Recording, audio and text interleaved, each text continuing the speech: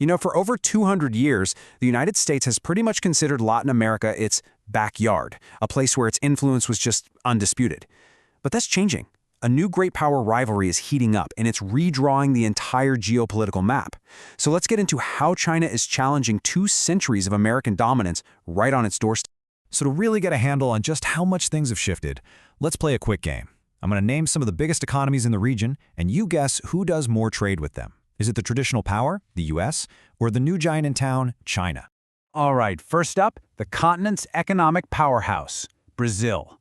For decades, the answer would have been the US, no question. But today, if you guessed China, you're absolutely right. And honestly, it's not even close. Okay, let's head over to the Pacific coast. What about Peru? It's a key source for all kinds of minerals and resources. Any guesses? Well, the answer is China. Again, you starting to see a pattern here? And what about Argentina, the second largest economy in South America? Yep, you guessed it. China is their #1 trading partner too. Look, this isn't a fluke. This is a fundamental tectonic shift in economics. The map of the Americas is literally being redrawn as we speak. So this massive economic change, it's way more than just numbers in a spreadsheet. It's actually the foundation for a new geopolitical contest, a kind of modern great game being played out across the entire hemisphere. To understand why this is such a huge deal, we've got to look at the history. For 2 whole centuries, the U.S. has enforced its dominance here. It kicked off with the Monroe Doctrine way back in 1823, which basically told Europe, stay out. Then in 1904, the Roosevelt Corollary took it a step further, giving the U.S. the self-proclaimed right to intervene with its military, acting like the region's police. This long history of intervention is exactly what makes China's new role so disruptive.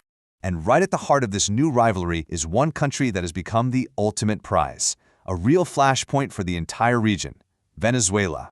So why all the focus on Venezuela? Well, the answer really comes down to one word: oil. And we're not just talking about a lot of oil. Venezuela is sitting on top of the largest proven oil reserves on the entire planet. That's more than Saudi Arabia, more than anyone.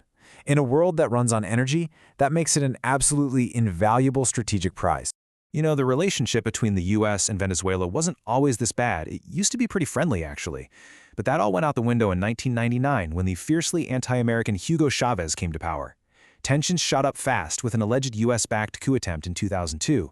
After Chavez died, his successor, Nicolas Maduro, took over, and that's when the US hammered the country with crippling sanctions, officially calling the Venezuelan government a threat to its national security. And yeah, if you want a perfect example of just how personal and bitter this whole thing got, look no further. Back in 2006, at the height of the Iraq War, Chavez had this to say about the sitting US president. It's pretty clear there was zero love lost between these governments. So the US has been putting this immense pressure on Venezuela, even sending its navy to patrol nearby. The official reason they give is a war on drugs. But is that the full story? What's really going on here? Is it about drugs, is it about oil, or is it about China? Okay, let's break down that official U.S. claim. The argument is that Venezuela's government is a narco-terrorist state that's flooding the U.S. with cocaine. But when you look at the UN's data, most of the drugs that pass through Venezuela are actually headed for Europe. And the cocaine that does get to the U.S., it mostly comes through American allies like Colombia and Peru. As for that supposed cartel of the Suns run by top officials, well, there's very little hard evidence that it even exists as some organized group. So if it's not really about drugs, what's driving this? Well, a huge piece of the puzzle is oil. But it's more specific than that. For decades, the big refineries on the U.S. Gulf Coast were physically built and engineered to process the very specific type of heavy crude oil that comes from Venezuela. That created this deep, practical, economic dependency that the sanctions have totally upended. And this is exactly where China enters the picture. As the U.S. was trying to isolate Venezuela and cut it off, China stepped right in to fill that void. It threw Venezuela a massive economic lifeline, pouring in over $60 billion in state loans for everything from housing to railways. For a country being crushed by sanctions, China basically became its only way to stay afloat. But Venezuela was just the entry point. It was just the foot in the door. China used that foothold to expand its influence across the entire region, turning Latin America into a massive chessboard in its growing rivalry with the United States. China's influence now goes way beyond Venezuela, thanks to its massive Belt and Road Initiative. We're talking huge infrastructure projects, new ports and railways in Panama, heavy investment in the lithium triangle to lock down the minerals needed for batteries and the green transition, and even partnering with Brazil to challenge the US dollar's dominance in trade. It's a huge deal. More than 20 countries in the region have signed up. So how does Washington see all this expansion? Well, this quote from Senator Marco Rubio, who is a major voice on foreign policy, pretty much sums up the alarm bells ringing in D.C. They don't just see China as an economic competitor. They see it as a dangerous adversary that's challenging U.S. interests in what it's always considered its own hemisphere. And the U.S. is not just sitting back and watching. It started to push back, and push back hard. It allegedly pressured Panama to pull out of the Belt and Road Initiative. It slapped heavy tariffs on Brazil, offered Argentina a huge loan if it would back away from China, and it's ramped up its naval presence in the Caribbean. This isn't just competition anymore. It's a modern version of gunboat diplomacy, using economic and military muscle to get what you want politically. So where does all of this leave us? Well, it's created this incredibly tense and fragile standoff, one where it feels like every major player is backed into a corner with no easy way out. You can really think of it as a trilemma, right? Every single player is stuck. Venezuela is desperate to survive economically, but it's trapped between Washington and Beijing. China has to protect its massive $60 billion investment without getting dragged into a fight, and the U.S. is dead set on containing China, but it risks pushing away the entire region if it's too aggressive.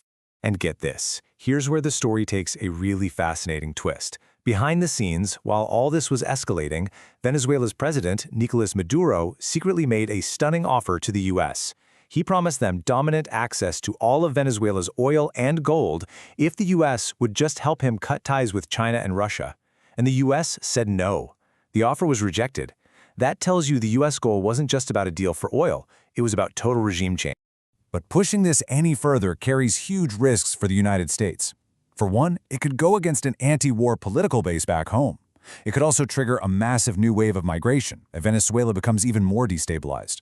And it risks souring relations with allies all across Latin America who really don't want to be forced to pick sides in a new Cold War. So, when you boil it all down, this is the choice that countries in the region are facing. On one hand, you have the U.S. asking them to cut ties with a huge economic partner and fall in line with its foreign policy. On the other hand, you have China offering billions of dollars in real investments, modern infrastructure, and new trade deals, basically with no political strings attached. And that brings us to the final, critical question here. The United States is telling an entire continent to say no to China's money and influence. But in a region that is hungry for development, for investment, for growth, the big question remains, what tangible alternative is the U.S. actually offering in its place?